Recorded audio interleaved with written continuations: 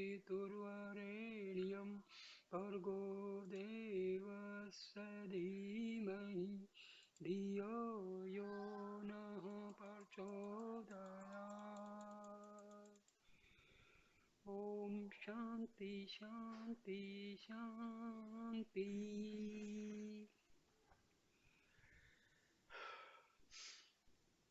Om Sai Ram, brothers and sisters. I am giving this video on the topic knowledge of the self is real knowledge, as Sri Sathya Sai Baba declared this in his Divine Discourse 7th September 1996 in Prasanthi Nilayam.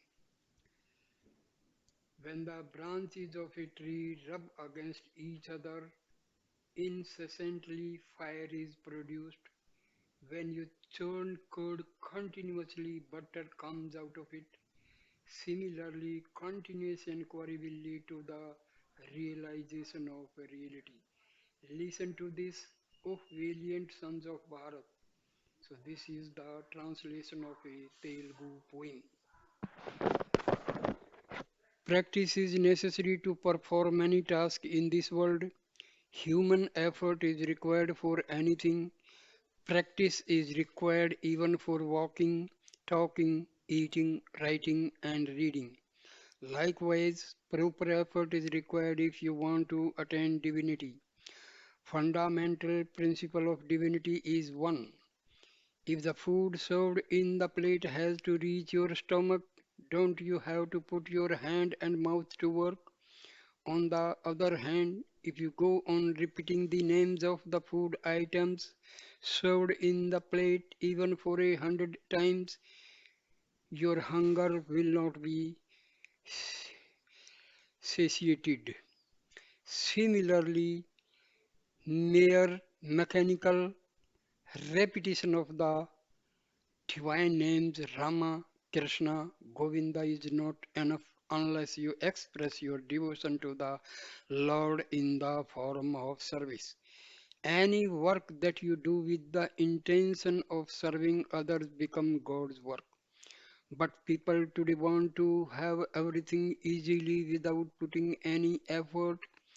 Divinity is immanent in every being just as is oil in the sesame seeds, fragrance in flowers, juice in fruits, and fire in wood. Only with proper effort can you get butter out of milk, oil out of seeds, juice out of fruits, and fire out of woods. Similarly, due effort is required to experience divinity which is immanent in every person.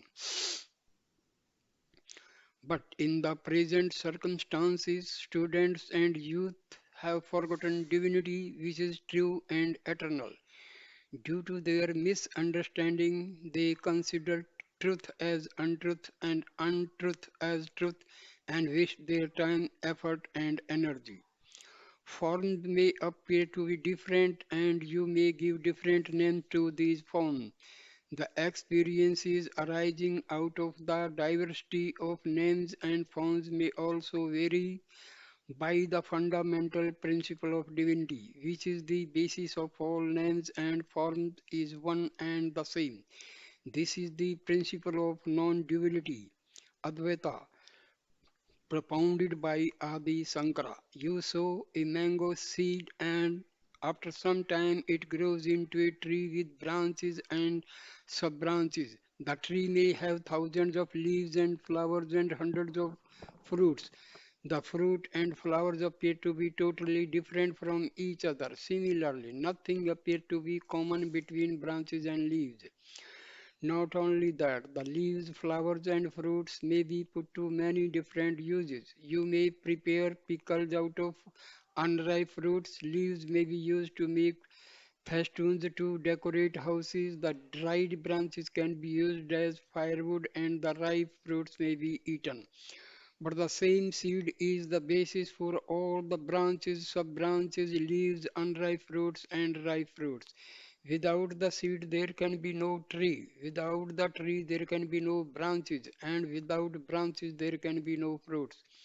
Lord Krishna declared this truth in the Bhagavad Gita when he said, I am the seed that is the origin of all living beings. Bijam man sarvaha bhutam. The principle of non-duality, Advaita, demonstrates the underlying oneness of everything. This visible world appears with varied names and forms, but when you inquire deeply, you will realize that the underlying principle of divinity is the same for all diverse forms. Knowledge is meant to attain wisdom. Yesterday I told you the story of Adi Sankara who took to renunciation, sannyasa, with the permission of his mother. After the death of his father, after acquiring the knowledge of Vedas, scriptures, shastras, epics, itihasas, and mythological texts, Puranas, he approached Govindapada, who was a disciple of Gaudapada, for initiation into the order of renunciation, sannyasa. One with steadfast faith attains wisdom. Since Sankara was endowed with great faith, Shraddha, he could master the four Vedas and six scripture at the young age of 16 years. Age is not the criterion to learn something if one has the required faith. For everything, time is important. It is with the passage of time that a child grows into an old person. A male child becomes a boy at the age of 10, a man at the age of 30, and a grandfather at the age of 75. But the child, boy, man, and grandfather are one and the same. These changes in names and forms occur as a result of change of time. In order to test the skill and knowledge of Sankara, one day Acharya Govindapada decided to engage him in a debate. Sankara, being one of humility and obedience, offered his salutation to his guru and sought his permission before entering into debate with him. This debate was a wonderful demonstration of Sankara's knowledge, wherein he gave befitting replies to the questions raised by his guru in consonance with the teachings of the Vedas and scriptures. He explained how one could follow the path of spirituality, Nivarti, while leading a worldly life. In those days, there were many eminent scholars, but they were using their knowledge to acquire wealth. They ignored the truth that knowledge was meant to acquire wisdom and not wealth. Even today, students think that all their education is meant to earn money. It is a misconception. Agriculture is not for food and education is for knowledge. Therefore, Sankara strived to show the right path to scholars so that they would make proper use of their knowledge and not waste it in mundane pursuits. What is the use of worldly education? Oh man, you struggle hard in life merely for the sake of filling your belly. You acquire myriad type of knowledge from various fields. Examine and inquire for yourself what great happiness have you achieved by spending all the time from dawn to dusk in acquiring worldly knowledge and earning wealth while forgetting food. Translation of a Telugu poem.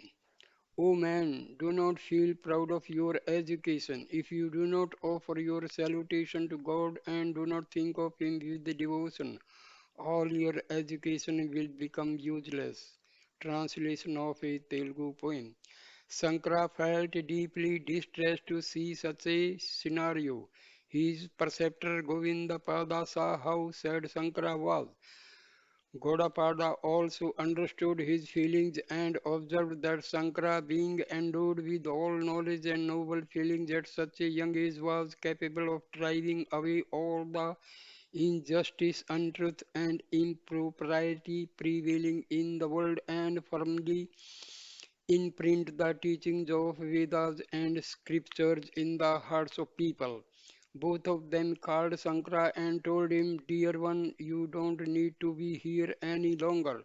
Tomorrow itself, embark on your journey to Kasi, Varanasi. Teach all those eminent scholars in Kasi the great truth of non-dualism, Advaita, and propagate it to the entire world. No one is more capable than you to achieve this task.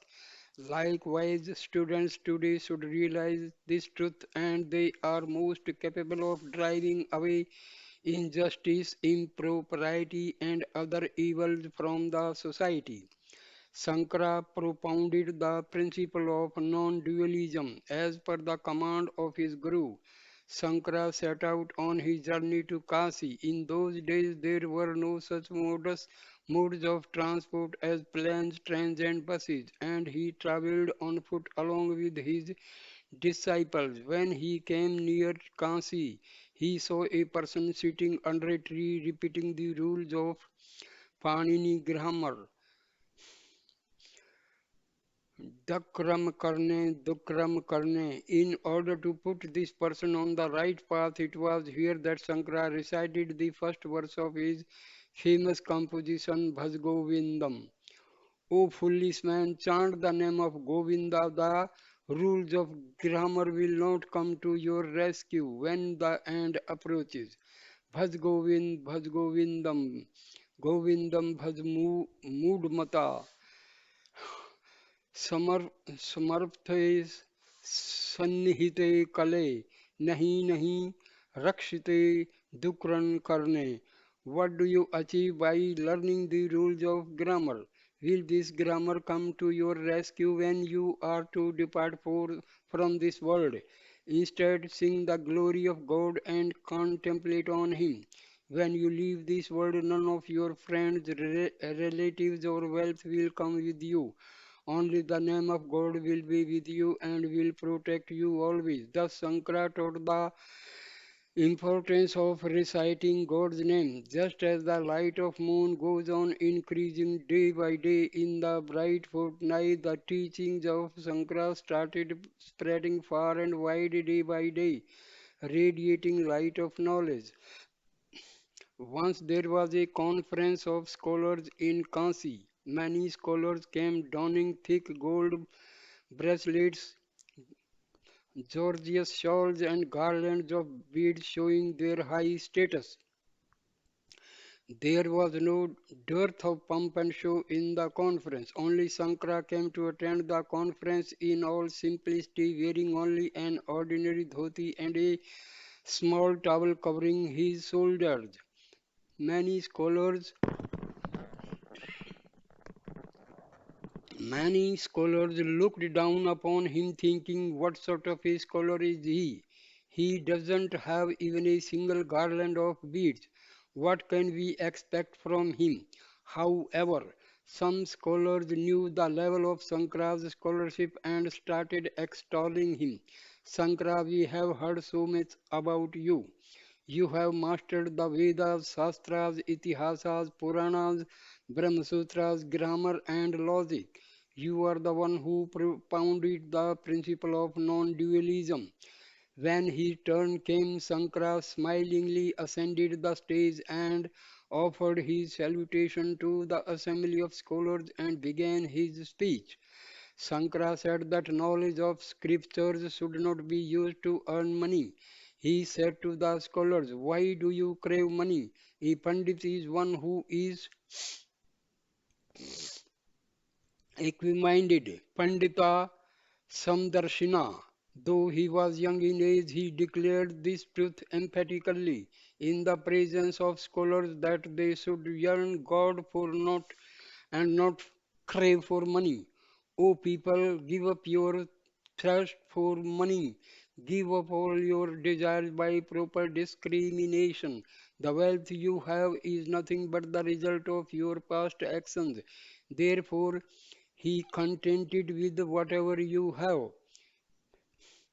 What you earn with hard labor is true wealth. When you work with both hands, you will certainly get food to sustain yourself. How compassionate God is. He has given you two hands and one stomach. Are two hands not enough to fill one belly? But today you don't work with both hands. That is why you are not able to fulfill all your needs. Do not give room to laziness. Give up thirst for money and develop thirst for God and righteousness. Sankara gave a wonderful exposition of the doctrine of non-dualism, Advaita, and exhorted the august gathering of scholars to realize the divine principle of oneness of all creation. The scholars and their disciples were wonderstruck listening to Sankara's profound words. Just as the saying goes, a small sparrow chirps loudly. The young Sankara started imparting great moral teaching to one and all. Not only his teachings, his behavior was also exemplary. This is the hallmark of noble souls. Those who thought, those whose thoughts, words, and deeds are in perfect harmony are noble ones. People should develop purity of thought, word, and deed. First and foremost, purity of mind is essential. When the mind is pure, the speech will be pure. Pure thoughts and pure words will lead to sacred actions.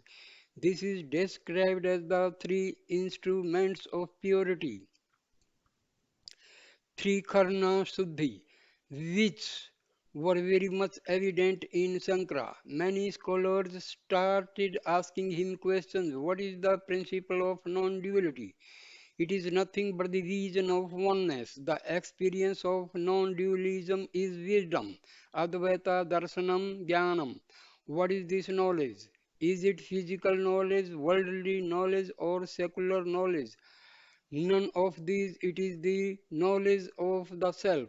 That is the fundamental knowledge. But no scholar is making efforts today to recognize this fundamental principle. Understand this truth clearly. Jewels are many, but gold is one. Likewise, the fundamental principle of the entire creation is only one, although it manifests in various names and forms. A gold ornament worn on the wrist is called a bracelet. When it adorns the ear, it is called an earring. When you wear it on your finger, it is called a ring. When it is worn around the neck, it is called a necklace. Though the names and forms of these ornaments are different, is it not the gold the same in all of them? Sankara spoke about this principle of oneness in the assembly of scholars. Why do you observe differences based on name, form, and use? Heart is the basis for everything. Therefore, follow the dictates of your heart. This is called conscience. Conscience. In this manner, Sankara propounded great truths in simple words. Jewels are many, but gold is one. Cows are many, but milk is one. Beings are many, but breath is one. Castes are many, but humanity is one. Flowers are many, but worship is one. Translation of a Telugu poem.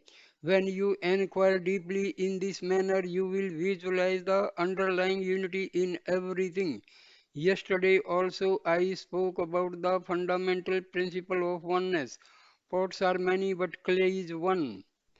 The Vice Chancellor also mentioned in in his speech. Pots have emerged from clay. There is clay in the pot, but not pot in the clay. Many people are gathered here. Their names, forms, and feelings may be different, but the same five elements are present in all of them. This principle of five element is the principle of divinity. It is present in all. You, he, and I are all embodiments of Atma. You are all the embodiments of Brahma. That's why the Upanishads have declared that thou art, and I am Brahma. I am Brahmasmi. Who can deny this? What does Brahma signify? It signifies expansiveness. That is why there is the quality of expansiveness in humanity. Though you are here, your mind travels to Chennai, Mumbai, or Delhi. In an instant, this power of expansiveness is turned Burma. This power is latent in every person, but they are unable to develop it because of their desires and greed for wealth and power. Greed ruins people. A farmer had a small piece of land. He wanted to acquire more land so that he could be called a landlord. His friends told him, "You want to acquire vast land, but you don't have sufficient money for that. Therefore, we will give you an idea following which you can have as much land as you want." A greedy person listens to evil talk not with 2 ears but with 20 ears. People do not give ear to good talk, but are all ears for evil talk. Oh, ears, you are interested in listening to vain gossips and tales about others, but you pay least attention when the wonderful stories of the Lord are narrated. Translation of a Telugu poem. The farmer listened to the advice of his friends with great interest. They told him that in this region of Andhra Pradesh one could not get a big piece of land with a small amount. They asked him to go to the Himalayan region where he could get as much land as he desired. As per the advice of his friends, he went to meet the king of Himalayan region and asked for a huge piece of land. The king told him, "My dear, since you have come from such a far off place like Andhra Pradesh, I will certainly fulfill your wish." The king promised to give him all the land that he could walk around from sun to sunset on a single day. So, in his uncontrollable greed, he rose with the rise of the sun and, without wasting a minute for breakfast, he walked fast. Indeed, he ran very fast in order to cover as much land as he could. He never took a second's rest. He was happy that he could get a pretty vast area free when the sun was about to set. He was within a few paces of the point from where he had started. He was too exhausted to take even the few steps he needed. He fell down on the ground. He coveted so much land, breathed his last. His heart could not stand the strain of walking so fast, so long with such hurry and tension. The people gathered there told the king, alas, he breathed his last in his greed to acquire hundreds of acres of land. Now what he requires is only 6 feet of land. Acquire education to serve society. What a great misfortune the farmer met with because of his greed. Thus, the lesson is that there should be a limit to your desires. Limitless desires will lead to danger. That's why Sankara taught mankind, give up your thirst for money. But students today make preparations to go to foreign lands to earn more money as soon as they get their degrees. Students, understand this clearly. What is not here in Bharata, India, cannot be found anywhere else. Bharat is the master of all nations. That's why people from many foreign countries come to Bharata. Bharata is the land of righteous action, merit, spirituality, and sacrifice. Even with a small income, you can lead a peaceful life here. What is the use of acquiring high education if one is found wanting in virtues? What is the value of such education? What is the uses of 10 acres of barren land? Instead, a small piece of fertile land is good enough. Students are wasting their time, energy, and money in their courage to go to foreign lands. You are born and brought up in Bharat. You eat and drink the food and water of Bharat and call yourself a Bharatiya. What will you achieve by giving up this sacred land and going to foreign countries? Give up this greed for money. Serve your motherland. Serve the poor and destitute in this land. Not not only for your self-interest, work for the interest of others too. Acquire your education with a view to serve and strengthen society. There is no point in acquiring merely high degrees. Many educated people go abroad and when they don't find proper employment, they do even menial jobs like cleaning of cups and plates in hotels. They think nobody from here would know even if they sweep the roads or clean plates in a hotel. But the same people don't want to wash their own tiffin plates in their house. Why should one be ashamed of doing work in one's own house? The sacredness and glory of Bharat is diminishing because of such false sense of prestige of students. Love is a divine quality. Develop love for the motherland, not attachment to the body. However, do not belittle or criticize other nations. May all the beings of the world be happy. This is what the culture of Bharata teaches. After slaying Ramana, Rama wanted to crown Vibhishana as king of Lanka. At that time, Sugriva, Jamwan, Angada, and other prominent warriors approached Rama and asked him, Swami, now that Ramana is killed, it will be better if you take over the reins of Lanka, which is full of affluence and riches. Lakshmana also said, brother, anyway, Bharata is ruling over Ayodhya, therefore it would only be proper if you become king of Lanka and sanctify this place. Rama replied, the mother and motherland are greater than heaven. Even can we call some other beautiful woman our mother just because our own mother is not so beautiful? Even if she is not so beautiful, our mother is our mother. Students should develop such exalted feelings of love for motherland. They should work for the honor of their country. Students, one is verily a living corpse who does not declare with pride that this is my motherland, this is my mother tongue, and this is my religion. Sankara, who was born in Kerala, brought great name and fame not only to Kerala but to the entire country with his profound teachings of non-duality. It is goodness that brings good name. Goodness is godliness. Without goodness, one becomes godless. First of all, understand that you yourself are divine. There is nothing greater than divinity. Your innate quality of love is a divine quality. That is the true human quality. Develop this human quality of love, you will be called a human being in the true sense of the term only when you have the qualities of compassion, love, tolerance, empathy, and forbearance. People today are human in form only but not in practice. One appears as human but lacks human qualities. One can clearly say that one is human only in form but not in practice.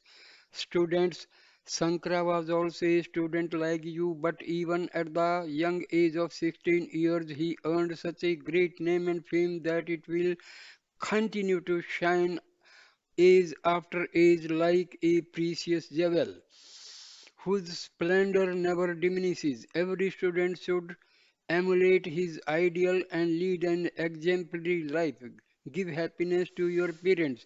Earn a good name in society. Uphold the great name of motherland and thus sanctify your human birth. Do not think it otherwise. Sankara tried to develop a sense of renunciation in everyone through the composition Bhaj Govindam. Some people may say Sai Baba is teaching renunciation to students. Let people say what they want. I am not afraid. Why should one be afraid to speak the truth?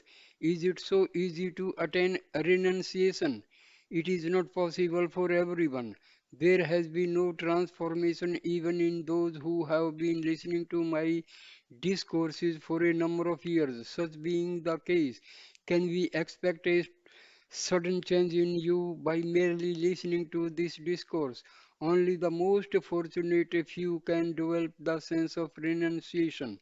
What great good fortune can there be other than developing the spirit of renunciation naturally? That's why I repeatedly tell you immortality is not attained through action, progeny, or wealth, but only by sacrifice. Only the spirit of sacrifice ensures your well-being. What is meant by sacrifice? If you don't exhale the air that you inhale, your lungs will get spoiled.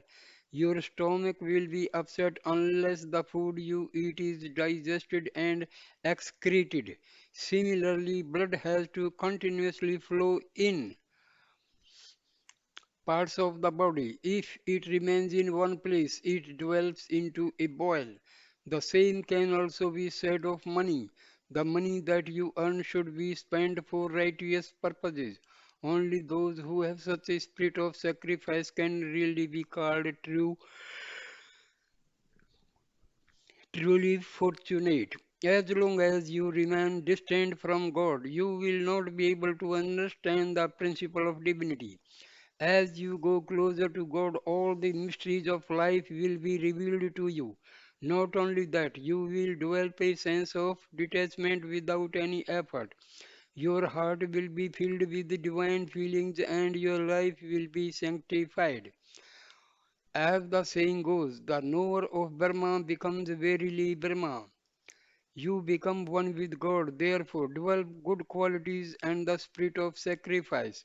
Sage Vyasa has given the essence of 18 Puranas in two sentences. One attains merit by serving others and commits sin by hurting them. Help ever, hurt never. If you put this dictum into practice, you will have followed the teachings of Vedanta in the real sense. Bhagwan concluded his discourse with the bhajan Hari bhajan bin sukda shanti nahi from Bhagwan's discourse in Sai Kulwant Hall on 7th September 1996. Thank you, Sairam, sisters and brothers, for listening this discourse. Thank you a lot. Thank you. Thank you. Thank you.